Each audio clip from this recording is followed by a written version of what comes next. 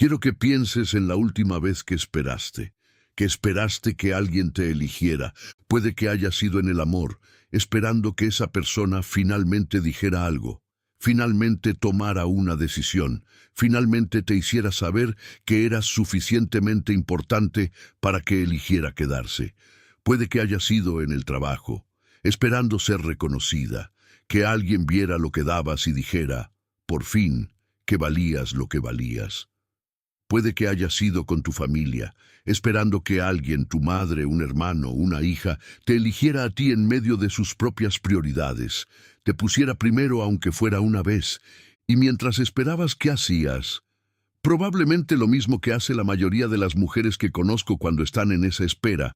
Ajustabas, dabas más, te hacías más fácil de querer, más disponible, más comprensiva, más pequeña en los lugares donde tu tamaño incomodaba, más grande en los lugares donde tu ausencia se notaba. Te convertías, poco a poco y sin darte cuenta, en la versión de ti misma que calculabas que tenía más probabilidades de ser elegida.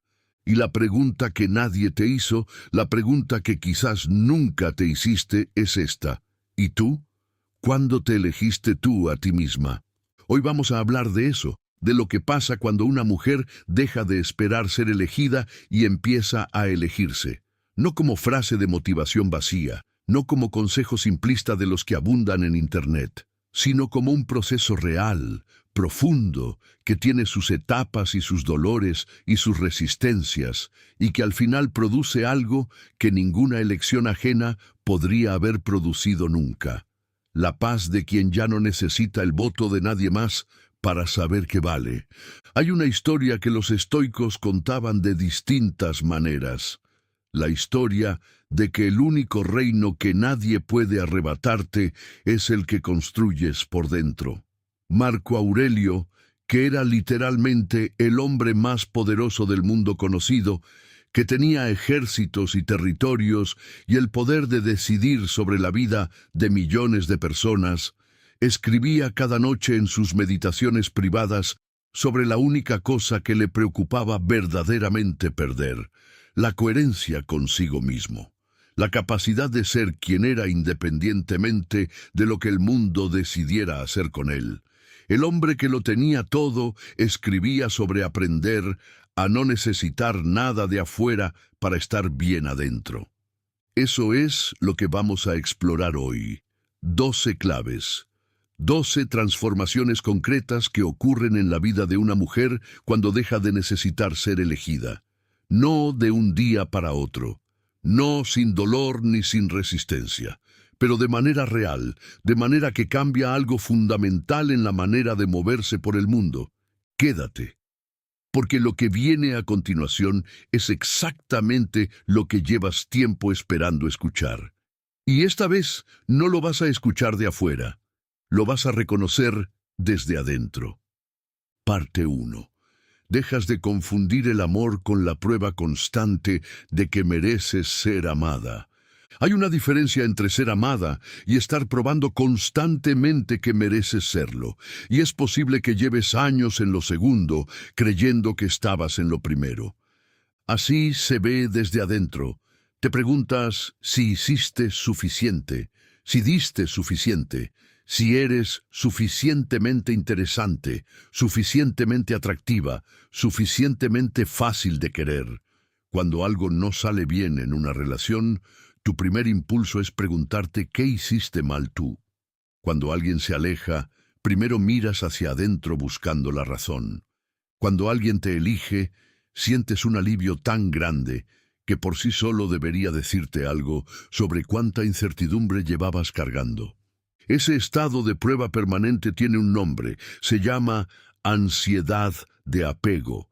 Pero más allá del nombre técnico, lo que produce en la vida cotidiana es agotamiento. El agotamiento de quien nunca puede descansar completamente en una relación porque siempre hay una parte de ella que está monitoreando, evaluando señales, calculando si sigue siendo elegida o si algo cambió.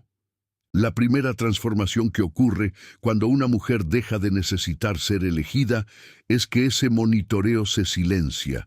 no porque ya no le importe la relación, sino porque descubrió algo que el monitoreo nunca le permitió ver, que el amor real, el amor que vale la pena tener, no requiere prueba constante, no requiere que te hagas más pequeña, ni más grande, ni más fácil, ni más difícil. Requiere simplemente que seas quien eres, y que eso sea suficiente para quien te ama de verdad. Y si no es suficiente, si quien tienes enfrente necesita que seas diferente de quien eres para elegirte, esa información es dolorosa. Pero es información. Es la información más importante que puedes tener sobre esa relación. Porque una relación que solo te quiere como la versión ajustada de ti misma, no te quiere a ti. Quiere a la persona que te estás esforzando en ser para ser querida. Y esa persona, por más que la hayas practicado, no eres tú. Conozco a Valentina, tiene 48 años. Estuvo 12 años en una relación con un hombre que nunca terminaba de elegirla completamente. No la rechazaba, pero tampoco terminaba de comprometerse. Y Valentina, que es una mujer inteligente y afectuosa y completamente capaz de amar bien, pasó 12 años haciendo exactamente lo que describimos, ajustando, dando más, cuando sentía que se alejaba, haciéndose más disponible cuando necesitaba espacio propio, moderando su opinión cuando percibía que su opinión generaba distancia. El día que terminó la relación fue el día más doloroso de su vida adulta. Y también el día en que 3 semanas después, mientras lloraba en la cocina de su mejor amiga, dijo algo que cambió todo. Dijo: «Llevo 12 años intentando ser suficientemente buena para que me eligiera. Y recién ahora me doy cuenta de que en 12 años nunca me pregunté si yo lo elegía a él». Esa pregunta, esa simple inversión, ¿lo elegía yo a él?, fue el inicio de todo lo que vino después para Valentina. Porque cuando la hizo de verdad, cuando la dejó llegar de verdad, la respuesta fue complicada. La respuesta fue que había estado tan ocupada siendo elegible que nunca había tenido tiempo de evaluar si quería elegir. Y eso, exactamente eso, es lo que cambia cuando una mujer deja de necesitar ser elegida. Que por primera vez en mucho tiempo, tiene tiempo y espacio y claridad para preguntarse qué elige ella. Parte 2. Dejas de pedir permiso para ocupar el espacio que ya es tuyo. Hay una mañana ordinaria de martes o de jueves, en la que te miras al espejo y te das cuenta de que no sabes exactamente cuándo empezaste a hacerte pequeña. No fue un momento dramático, fue lento. Fue la acumulación de miles de pequeñas decisiones de no decir lo que pensabas para no generar conflicto, de no pedir lo que necesitabas para no parecer exigente, de no ocupar el espacio que te correspondía para no incomodar a nadie, de cruzar los brazos, de bajar la voz, de sonreír cuando lo que sentías era otra cosa, de asentir cuando lo que pensabas era diferente. Y un día, en esa mañana ordinaria, ves a alguien en el espejo que reconoces, pero que también, de una manera que cuesta nombrar, ya no reconoces completamente. Y hay algo en esa imagen que te duele.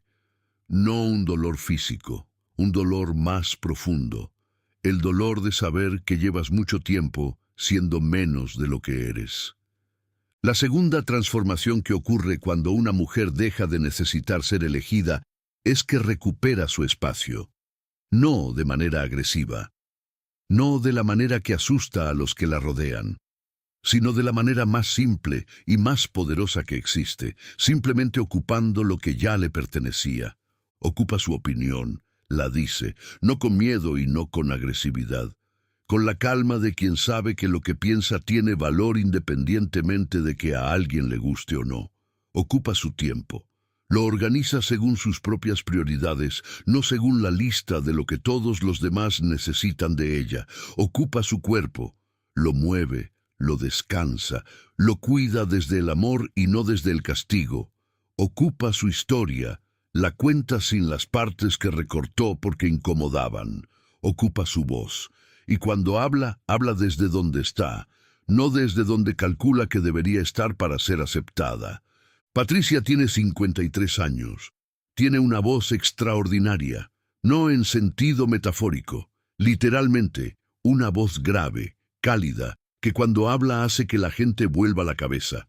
Y durante 20 años de matrimonio, esa voz fue sistemáticamente interrumpida, no de manera violenta, de la manera más sutil que existe. Su marido terminaba sus oraciones, completaba sus pensamientos antes de que ella los completara, respondía antes de que ella terminara de preguntar, y Patricia, que interpretaba eso como entusiasmo y como conexión, tardó 20 años en darse cuenta de que no, que lo que pasaba era que nunca terminaba de hablar, que en 20 años de matrimonio su voz nunca había ocupado el espacio que le correspondía en ninguna conversación. El día que Patricia se dio cuenta fue el día que, en una cena con amigos, alguien le preguntó su opinión sobre algo, y ella abrió la boca para responder, y su marido respondió por ella, y por primera vez lo vio. Lo vio con una claridad que no había tenido antes, y en lugar de seguir adelante como siempre, dijo, con calma y sin elevar la voz, iba a responder yo. Y lo respondió. El silencio en la mesa duró 3 segundos, y luego la conversación continuó. Pero algo había cambiado.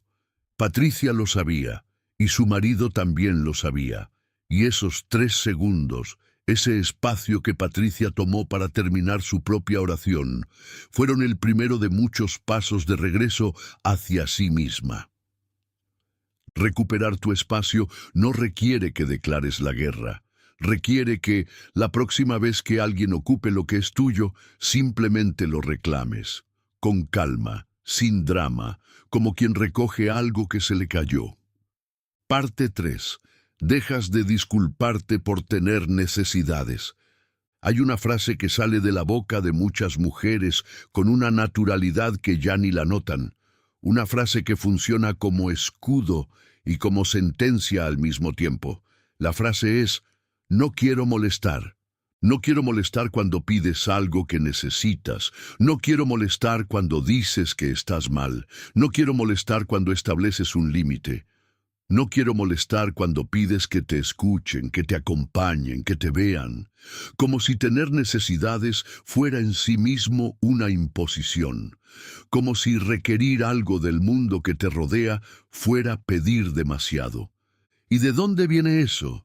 De años de recibir el mensaje, de 1000 maneras distintas, de que las necesidades propias son menos urgentes que las necesidades de los demás, de que una buena mujer, una mujer que se quiere, pone a los demás primero, de que pedir es egoísmo y dar sin pedir es virtud, de que tu comodidad puede esperar y la comodidad de los que te rodean no puede.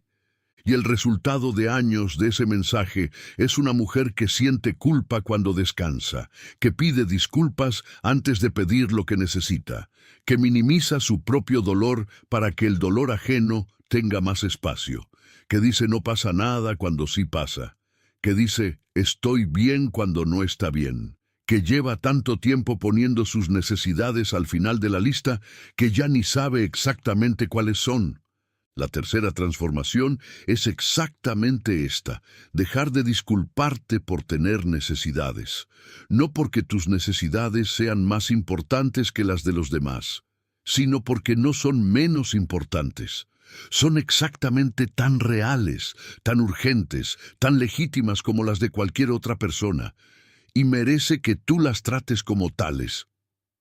Esto no significa volverse exigente o egocéntrica, significa dejar de tratar tus propias necesidades como una molestia que hay que disculpar antes de expresar. Significa pedir con la misma naturalidad con que alguien que te respeta te pediría algo a ti.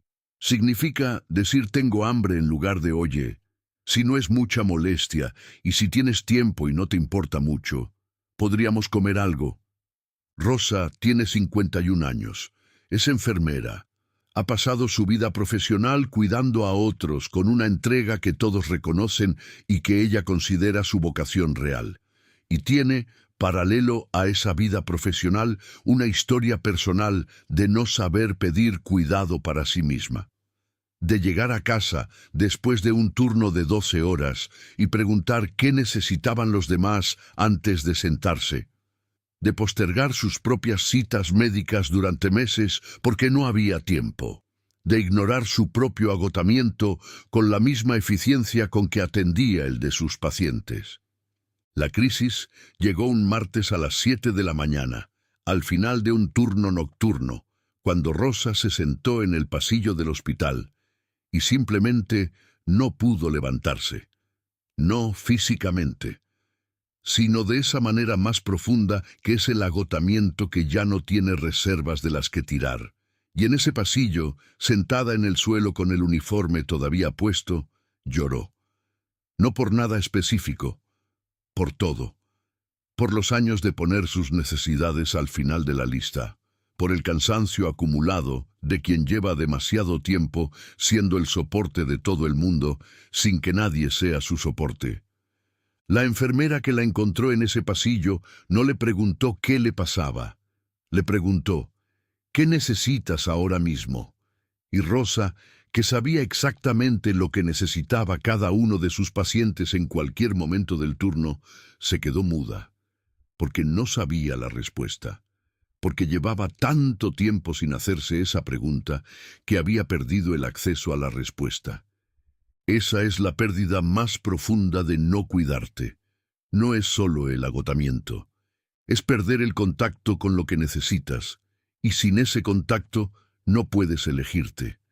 Porque elegirte requiere saber quién eres. Y saber quién eres requiere saber qué necesitas. Parte 4.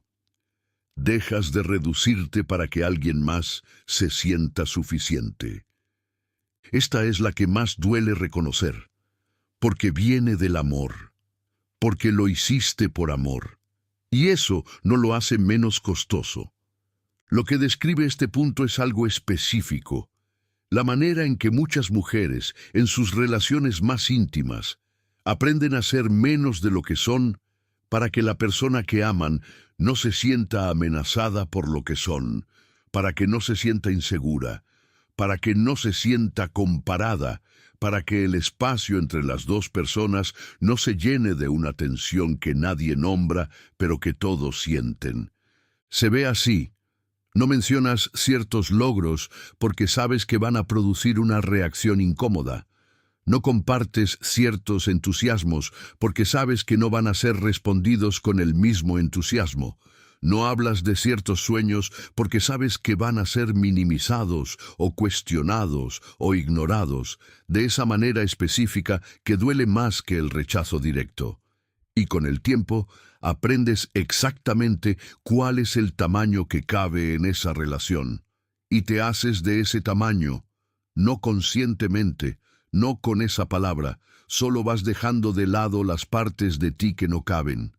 Nombrar eso con honestidad es uno de los actos más valientes que existe, porque implica reconocer algo que durante mucho tiempo fue invisible, que en ciertos vínculos importantes no fuiste completamente tú, y que esa versión reducida, aunque sirvió para mantener la paz o para proteger al otro o para no perder algo que importaba, tuvo un precio que quizás no pagaste en ese momento, pero que se fue acumulando. La cuarta transformación es dejar de hacer ese cálculo, dejar de evaluar qué partes de ti caben antes de mostrarte, empezar a mostrarte completa y dejar que las relaciones respondan a quién eres de verdad, no con ingenuidad, no sin leer el contexto, sino con la convicción de que una relación que solo te quiere reducida, no te quiere a ti. Y que el espacio que liberas cuando dejas de reducirte puede llenarse, por primera vez, con algo que sí corresponde a quien realmente eres. Luciana tiene 55 años. Tiene un doctorado en literatura. Habla 4 idiomas. Y durante 16 años de matrimonio no habló de ninguna de esas cosas con su marido. No porque él se lo prohibiera. Porque había aprendido en los primeros años del matrimonio, que cuando lo hacía, él se ponía callado de esa manera específica, que no era silencio, sino ausencia, que retiraba algo de la temperatura de la relación cuando ella era demasiado ella, y entonces Luciana aprendió a tener dos versiones: la versión del trabajo, donde era completamente quien era y hacía lo que amaba, y la versión de casa, donde moderaba eso a un nivel que no produjera la distancia de su marido. Y durante 16 años creyó que ese ajuste era amor, que era consideración, que era la madurez de quien entiende que en una relación nadie puede ser siempre el centro. Fue en una cena, a los 52 años, cuando una colega que la conocía del trabajo conoció a su marido por primera vez, y después de la cena le dijo con genuina sorpresa: «Eres completamente diferente en casa». Y Luciana le preguntó en qué sentido, y su colega dijo, buscando las palabras: «Es como si en el trabajo ocuparas toda la habitación. Y aquí esta noche eras casi invisible». Esa palabra, invisible, Luciana la llevó durante semanas. Y lo que finalmente hizo con ella fue una pregunta: ¿quiero seguir siendo invisible en mi propia casa? La respuesta, que tardó en llegar, pero que llegó con una claridad que ya no podía ignorarse, fue no. Lo que siguió no fue simple, pero fue real. Y lo que encontró del otro lado de dejar de reducirse fue una versión de su propia vida, que por fin tenía el tamaño que correspondía a quien era. Parte 5. Dejas de leer el pensamiento de todos para anticipar su decepción. Hay mujeres que tienen una habilidad extraordinaria para leer el ambiente, para saber, antes de que alguien diga nada, si algo no está bien, para detectar la incomodidad ajena con una precisión que a veces sorprende incluso a ellas mismas. Y esa habilidad, que en su versión sana es empatía real y profunda, en muchas mujeres tiene una sombra.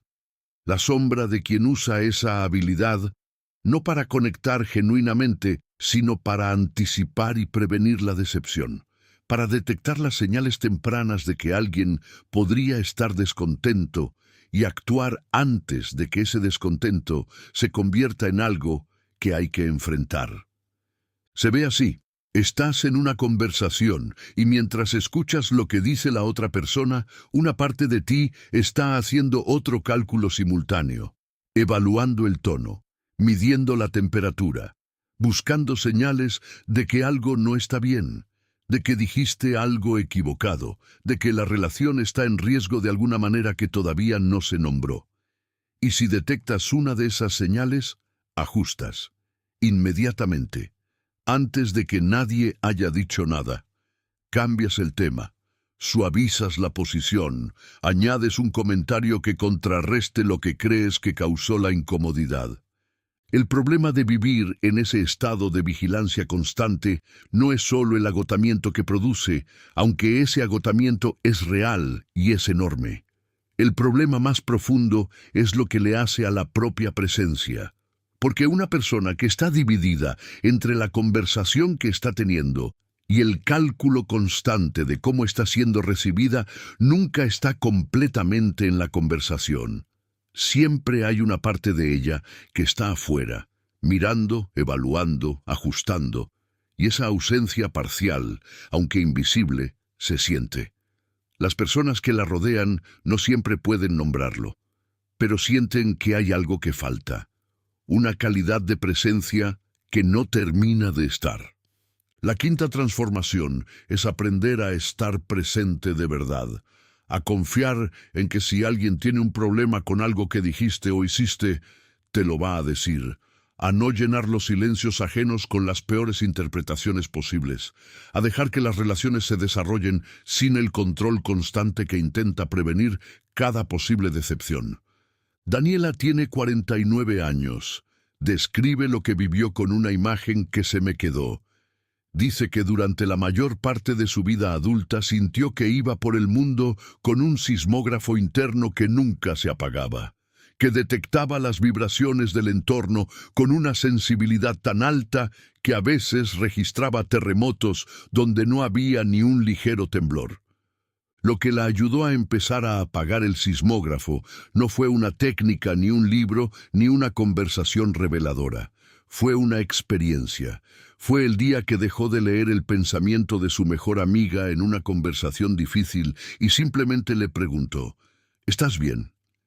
Y su amiga, que había estado callada de esa manera que el sismógrafo de Daniela había clasificado como señal de alarma, dijo: sí, solo estaba pensando en lo que dijiste. Era bueno. Daniela se quedó muda, porque el sismógrafo había dicho peligro, cuando lo que había era una persona pensando, simplemente pensando. Esa experiencia, repetida suficientes veces, fue enseñándole a Daniela algo que el sismógrafo nunca le había enseñado: que la mayoría de los silencios no son terremotos, son simplemente silencios, y que puede estar en ellos sin que todo se derrumbe. Parte 6. Dejas de usar tu propia generosidad como moneda de cambio. Esta es la más difícil de ver, no porque sea oscura, sino porque viene disfrazada de algo hermoso. La generosidad sin condiciones es una de las virtudes más genuinas que existen. Dar sin esperar nada a cambio es real, es posible, y hay momentos en que muchas mujeres lo hacen de verdad. Pero hay otra forma de dar que se parece a la generosidad desde afuera y que por dentro tiene una estructura diferente. Una forma de dar que tiene, en algún lugar que quizás nunca se nombra pero que existe, una expectativa. La expectativa de que ese dar va a producir algo. Afecto, reconocimiento, seguridad, la certeza de que ahora sí van a elegirte. Se ve así: das más cuando sientes que la relación está en riesgo. Das más cuando necesitas que alguien confirme que eres importante para él. Das más cuando tienes miedo de perder algo. Y el dar en esos momentos, aunque se siente como amor, en realidad es una apuesta. Es el intento de comprar con generosidad lo que no puedes pedir directamente, la garantía de que van a quedarse. El problema con usar la generosidad como moneda de cambio no es solo que casi nunca produce lo que busca. El problema más profundo es lo que le hace a tu relación con tu propia generosidad. Porque cuando el dar está condicionado, aunque la condición sea implícita y nunca declarada, el dar pierde algo. Pierde la libertad. Y una generosidad que no es libre no es generosidad real.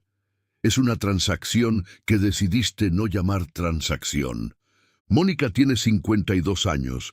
Tiene una historia con la generosidad que reconoció, con ayuda y con tiempo, como el patrón que más la había agotado en su vida adulta. Describía su manera de relacionarse con la gente que amaba como un termómetro del que dependía. Cuando la relación estaba bien, era naturalmente generosa de la manera fácil y alegre que es la generosidad real. Pero cuando sentía que la relación estaba en riesgo, cuando había un distanciamiento o una señal de que algo no funcionaba bien, su generosidad se disparaba. Más tiempo, más atención, más regalos, más disponibilidad, como si dar más pudiera compensar lo que fuera que estaba fallando. Como si el peso de los regalos pudiera inclinar la balanza de la elección ajena a su favor. Y la persona del otro lado, que recibía toda esa generosidad en esos momentos específicos, aprendía algo que Mónica nunca había querido enseñar: que el momento en que se alejaba un poco era el momento en que Mónica daba más, que el distanciamiento producía abundancia, que paradójicamente alejarse era la manera más efectiva de recibir su atención. El día que Mónica lo vio con esa claridad fue el día que el patrón empezó a poder cambiar, porque no podía cambiar lo que no podía ver, y cuando finalmente lo vio, cuando finalmente pudo nombrar que lo que llamaba generosidad en esos momentos específicos era en realidad miedo disfrazado de amor, pudo empezar a hacer algo diferente. La generosidad que viene del miedo a perder agota al que da y adiestra al que recibe. La generosidad que viene de la abundancia interior, la que no necesita nada a cambio, es la única que construye algo real. Parte 7. Dejas de creer que tu valor sube o baja con las opiniones ajenas. Imagina una moneda de oro, maciza, que existe desde hace 50 años y que ha estado contigo en cada momento importante de tu vida. Ahora imagina que alguien pasa y dice, esa moneda no vale nada. ¿La moneda pierde su valor? No. La moneda sigue siendo lo que es. El comentario de alguien que pasa no cambia la composición del metal, no cambia la historia que lleva, no cambia lo que vale en términos reales y objetivos. El comentario dice algo sobre la persona que lo hace, sobre su información, o su estado, o sus intereses. Pero no dice nada sobre la moneda. Tu valor funciona igual, y sin embargo, hay algo en el cerebro humano, en el cerebro de las personas que crecieron recibiendo mensajes de que su valor dependía de cómo las veían los demás, que hace que las opiniones ajenas se sientan como si tuvieran el poder de cambiar lo que vales. Como si el comentario de alguien que pasa pudiera en efecto cambiar la composición del metal. ¿Cuántas veces en tu vida una opinión negativa de alguien que importaba te dejó sintiéndote como si realmente valieras menos? ¿Cuántas veces la aprobación de alguien te hizo sentir que finalmente eras suficiente, cuando un momento antes, sin esa aprobación, no lo eras? Si las respuestas son muchas, entonces tu valor ha estado viviendo en un lugar muy inestable, en la opinión variable de personas que tienen su propia historia, sus propios miedos, sus propios intereses, y cuya opinión sobre ti dice tanto sobre ellas como sobre ti. La séptima transformación es recuperar esa autoridad, no como declaración de independencia dramática, como el resultado gradual de un proceso interior que produce la comprensión vivida, no solo intelectual, de que lo que vales no sube ni baja con las opiniones ajenas, que puede haber personas que no te elijan, y eso no significa que no vales ser elegida, que puede haber personas que te critiquen, y eso no significa que lo que critica es verdad, que puede haber personas que te abandonen, y eso no significa que no mereces ser acompañada. Fernanda tiene 47 años. A los 43, después de un proceso largo de trabajo interior que incluyó terapia y mucha honestidad consigo misma, llegó a una comprensión que describe como el momento en que todo cambió. Fue leyendo de todas las formas posibles en que podría haber llegado esa comprensión una frase de Marco Aurelio. Una frase que dice que la fuerza de quien eres no puede ser disminuida por lo que alguien más piensa de ti, porque lo que alguien piensa de ti ocurre en su mente, no en la tuya. Esa distinción, la distinción de que lo que los demás piensan de ti ocurre en su mente, no en la tuya, le abrió algo que no había podido abrir de ninguna otra manera, porque si ocurre en su mente, si está en su territorio y no en el tuyo, entonces tú no tienes control sobre ello, pero tampoco tienes responsabilidad de ello. Y si no tienes responsabilidad de ello, no tienes que defenderlo, ni contradecirlo, ni vivir ajustando tu comportamiento para intentar controlarlo. Lo que hizo Fernanda con esa comprensión fue simple, pero tuvo consecuencias que todavía describe con asombro. Empezó a actuar desde lo que ella pensaba de sí misma en lugar de desde lo que calculaba que los demás pensaban de ella. Y descubrió que esa manera de actuar, aunque al principio producía incomodidad, producía también algo que la otra no había producido nunca: la sensación de que sus acciones eran completamente suyas. Y esa sensación, la de que lo que haces es completamente tuyo y no el resultado del cálculo de cómo vas a ser recibida, es una de las formas más concretas y más profundas de libertad que existen. Parte 8. Dejas de estar en relaciones que solo existen cuando tú las sostienes. Hay un experimento que te propongo. No lo tienes que hacer ahora, pero en algún momento, cuando tengas claridad y tranquilidad para hacerlo, piénsalo. Piensa en las relaciones importantes de tu vida, las de amistad, las familiares, las románticas, las laborales que tienen peso emocional. Y para cada una, hazte una pregunta. Si yo dejara de ser el motor de esta relación, si dejara de llamar, de proponer, de dar, de buscar, de sostener, ¿la relación seguiría existiendo? ¿Habría algo del otro lado que mantuviera el vínculo vivo? La respuesta a esa pregunta en algunas relaciones de tu vida va a ser sí. Y eso es bueno. Significa que hay reciprocidad real. Significa que la otra persona también sostiene, también busca, también elige estar en esa relación de manera activa y no solo pasiva. Pero puede que en otras relaciones la respuesta sea no, o no sé, o probablemente no. Y esa respuesta, aunque duela, es información. Información sobre una relación que existe en este momento porque tú la mantienes funcionando. No porque haya algo del otro lado que la sostenga de manera equivalente. La octava transformación no es cortar todas las relaciones que no son perfectamente recíprocas, porque la reciprocidad en las relaciones reales no siempre es simultánea. A veces una persona da más en ciertas etapas y la otra da más en otras. Eso es normal. Eso es parte de la naturaleza de los vínculos que duran. La transformación es reconocer cuándo la falta de reciprocidad no es una etapa, sino la estructura permanente de la relación. Cuando llevas años siendo el motor y el otro lado nunca ha sostenido nada. Cuando llevas años iniciando y el otro lado solo responde cuando tú iniciaste. Cuando llevas años eligiendo y el otro lado solo aparece cuando tú apareces. Y hacer algo con ese reconocimiento, no necesariamente un corte dramático. A veces simplemente parar de sostener y ver qué pasa. Y si lo que pasa es que la relación se apaga, esa información también es información. Sobre qué había de real en esa relación, y sobre el espacio que se libera cuando dejas de usar tu energía en mantener vivo algo que desde el otro lado no se estaba eligiendo. Silvia tiene 54 años. Tuvo durante 25 años un grupo de amigas de la universidad al que perteneció con una fidelidad que describe como parte central de su identidad.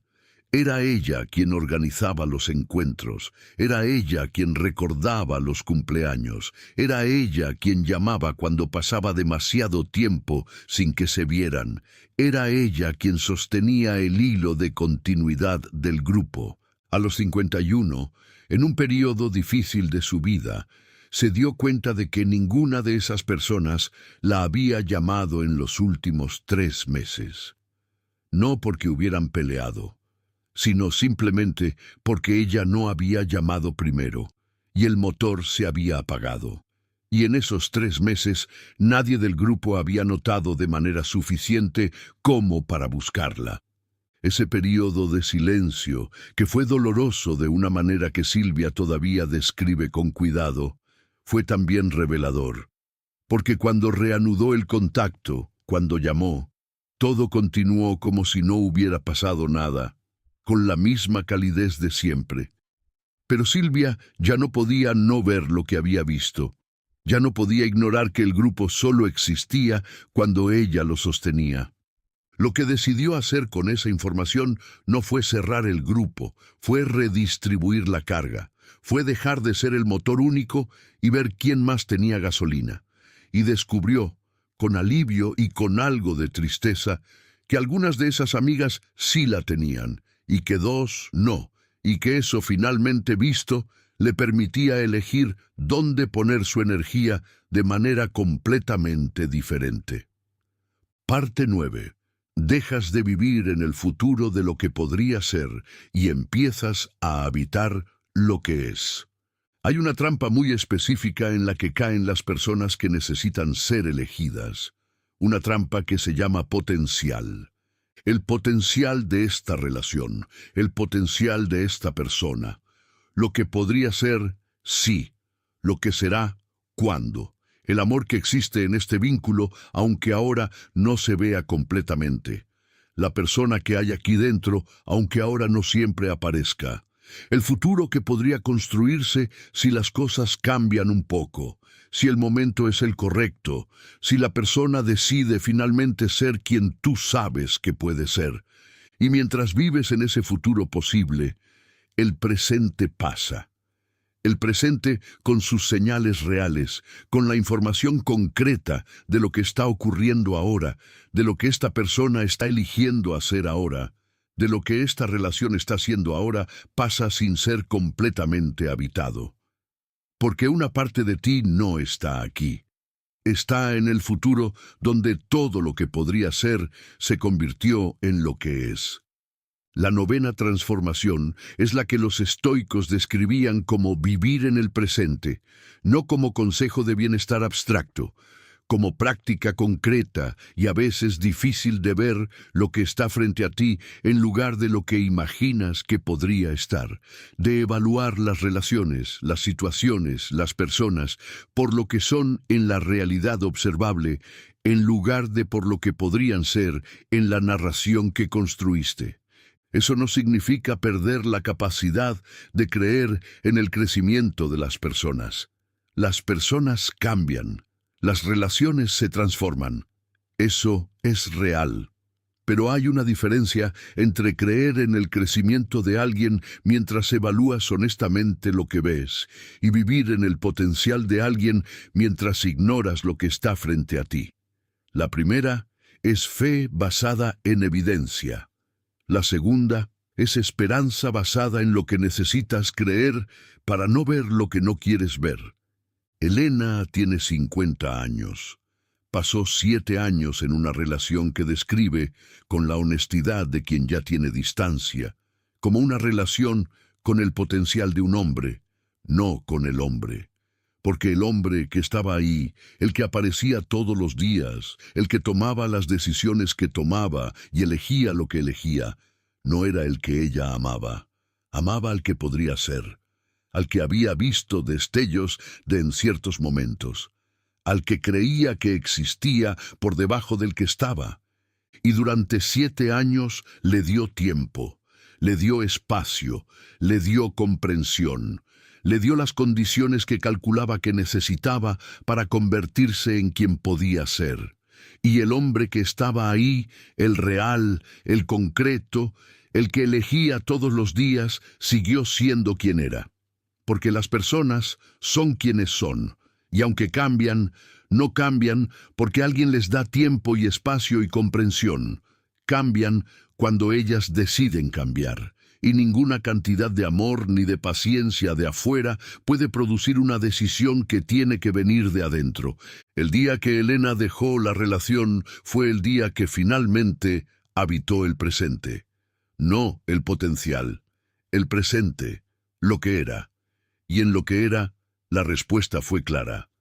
Habitar el presente no siempre es cómodo, pero es el único lugar donde puedes ver lo que realmente está pasando. Y ver lo que realmente está pasando es la condición de elegir bien. Parte 10. Dejas de negociar tu paz a cambio de su aprobación. Quiero que pienses en la última vez que cediste algo importante para ti con el fin de mantener la paz en una relación. Y quiero que te preguntes, ¿fue la paz que mantuviste? No la ausencia de conflicto. La paz real que viene de estar alineada con lo que crees, con lo que sientes, con lo que sabes que es correcto para ti. ¿Fue eso lo que quedó después de ceder? ¿O quedó algo diferente? Quizás silencio donde había tensión, pero debajo del silencio había paz real. Para la mayoría de las mujeres que reconocen este patrón, la respuesta honesta es que lo que quedó no fue paz. Fue la apariencia de paz, la tranquilidad superficial de que el conflicto no ocurrió. Y debajo de esa tranquilidad, algo diferente, la incomodidad de haber cedido algo que no debería haberse cedido. El resentimiento que viene de saber que dijiste que no importaba cuando importaba. La erosión pequeña pero real de la propia coherencia. Y ese proceso, repetido suficientes veces, produce algo que tiene un nombre, aunque no siempre se reconozca como tal: la pérdida de la propia voz, no de golpe, sino de a poco. Cada vez que cedes lo que no deberías ceder para mantener la paz, tu voz pierde un poco de confianza en sí misma. Aprende que cuando dice algo que genera conflicto, lo que viene después no es la resolución honesta del conflicto, sino la presión de que te ajustes. Y con el tiempo, aprende a callarse antes de que eso ocurra. Aprende a autocensurarse. Aprende a no decir lo que siente, porque el costo de decirlo parece demasiado alto. La 10ª transformación es entender que la paz real, la que vale la pena tener, no se compra con el silencio de quien se dio. Se construye con la honestidad de dos personas que se respetan suficientemente como para atravesar el conflicto real y encontrar del otro lado algo más sólido que la apariencia de acuerdo. Carmen tiene 56 años. Tuvo durante 22 años en su matrimonio lo que ella describe como un acuerdo no declarado. Ella no presionaba ciertos temas, no hacía ciertas preguntas, no pedía ciertas cosas, y a cambio la relación funcionaba con una suavidad que desde afuera se veía como armonía. Sus amigas la admiraban por eso. Decían que tenía el matrimonio más tranquilo de todas. Lo que no sabían, lo que Carmen misma tardó en nombrarse a sí misma, era el precio de esa tranquilidad, que para mantener esa suavidad había ido dejando de lado una a una las cosas que realmente le importaban. Sus opiniones sobre cómo educar a los hijos, sus sueños profesionales que nunca terminaba de perseguir porque perturbaban el orden de la familia, su necesidad de una vida social que fuera más rica que la que el acuerdo tácito permitía. Su voz. Había ido dejando de lado su propia voz. A los 54 años, en una conversación con una psicóloga que le preguntó cuál era la última vez que había dicho lo que pensaba de verdad a su marido sobre algo que importara, Carmen se quedó sin respuesta. No porque no recordara, sino porque llevaba tanto tiempo sin hacerlo que el acceso a lo que pensaba de verdad estaba cubierto por tantas capas de ajuste que encontrarlo requería esfuerzo. Esa respuesta, esa dificultad para encontrar lo que pensaba de verdad, fue más reveladora que cualquier cosa que hubiera podido decir, y fue el inicio del trabajo de recuperar no solo su voz, sino el acceso a sí misma que había perdido en el proceso de comprar una paz que nunca fue real. Parte 11. Dejas de buscar en afuera lo que solo existe adentro. Hay algo que ninguna persona puede darte, que ninguna elección ajena puede producir, que ninguna aprobación, por más sincera que sea, puede generar de manera duradera. Es la certeza de que eres suficiente. Esa certeza, la certeza profunda y sostenida de que lo que eres es suficiente para vivir tu vida con dignidad y con paz, solo puede venir de adentro. No porque la aprobación ajena no se sienta bien, se siente muy bien. Hay momentos en que el reconocimiento de alguien que importa produce una calidad de alegría que es genuina y hermosa.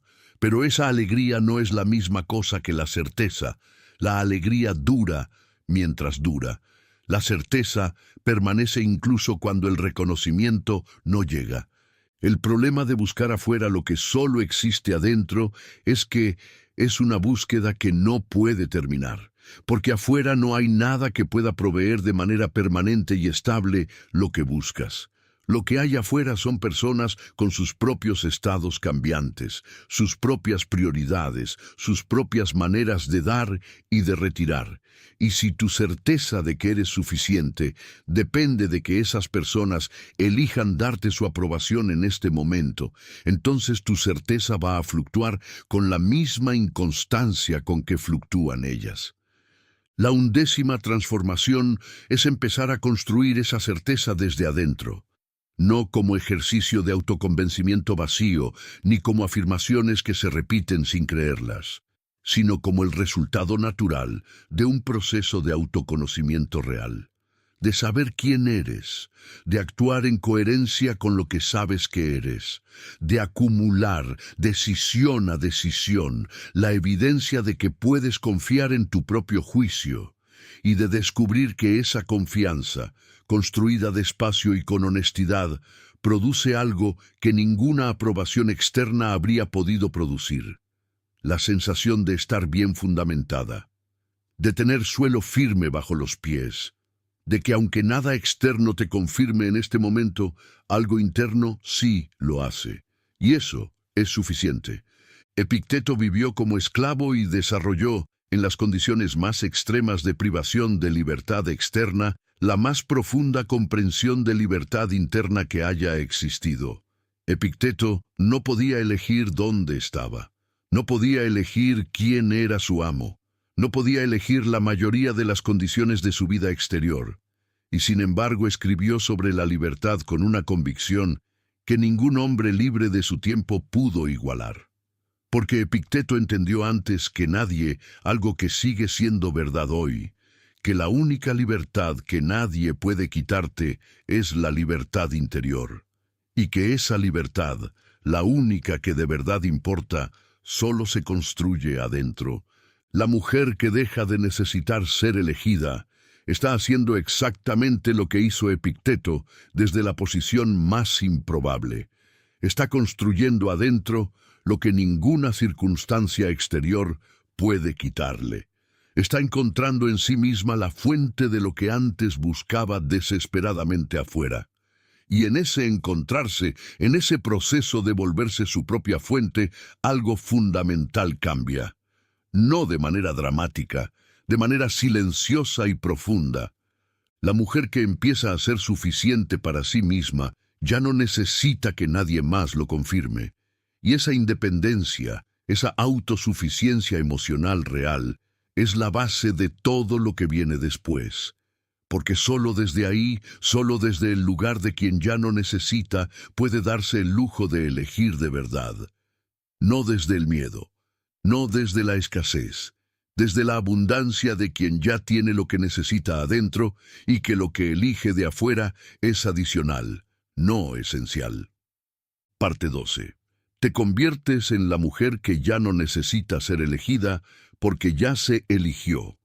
Hay un momento que nadie te avisa que está llegando, un momento que no viene con fanfarria ni con revelación dramática, que llega, si llega, en medio de algo completamente ordinario.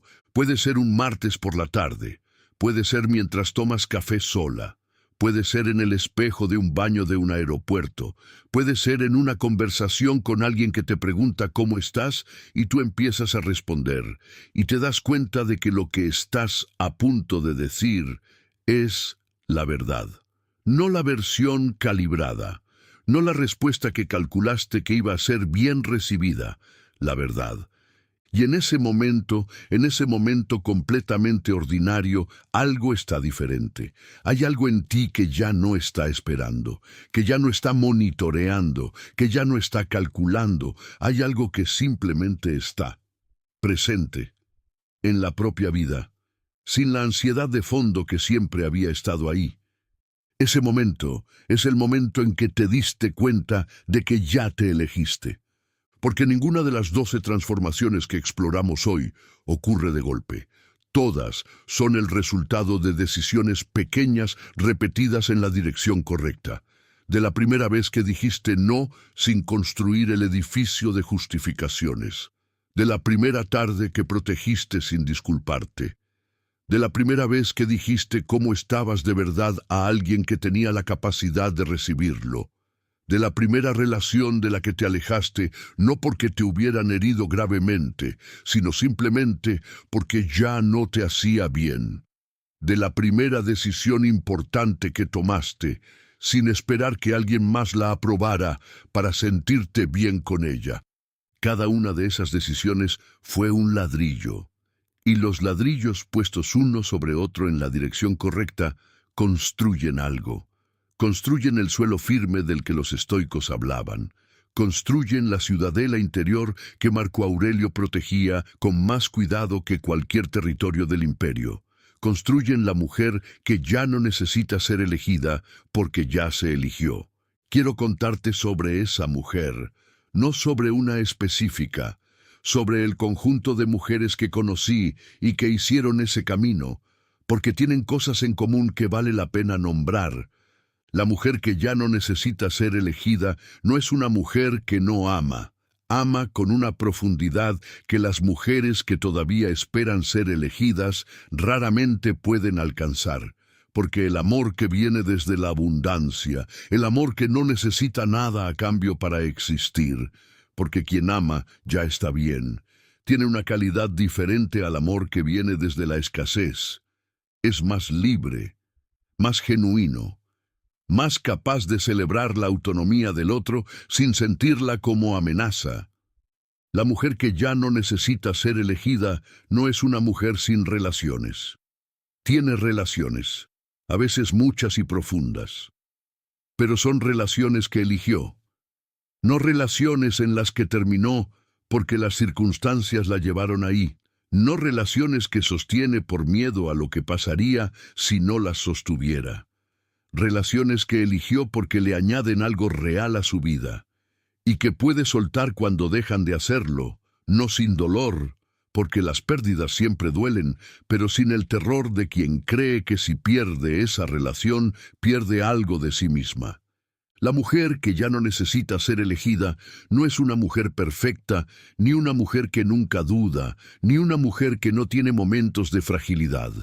Tiene todo eso, pero lo tiene desde un suelo diferente. Tiene sus dudas desde la seguridad de que las dudas no definen quién es.